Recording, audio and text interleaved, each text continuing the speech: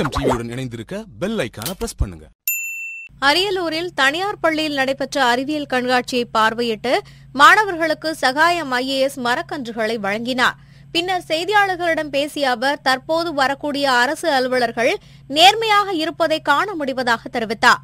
மேலும் பல கிராம நிர்வாக அலுவலர்கள் லஞ்சம் தவிர்த்து நெஞ்சம் நிமிர்த்து என்ற சொல்லோடு பணிபுரிவதை அறிவதாகவும் ஊழலுக்கு எதிரான மாற்றங்கள் வந்து கொண்டிருப்பதாகவும் சகாயம் கூறினார். இன்றைக்கு கூட புதிதாக இந்த தொகுதி 4, தொகுதி 2 இதுபோன்ற பணிகளுக்கு வரக்கூடிய அலுவலர்கள் அவர்கள் நாங்கள் நேர்மையாக இருக்கிறோம் என்று உறுதிமொழி ஏற்றுக்கொண்டு வரக்கூடிய சூழலை நான் பார்க்கிறேன்.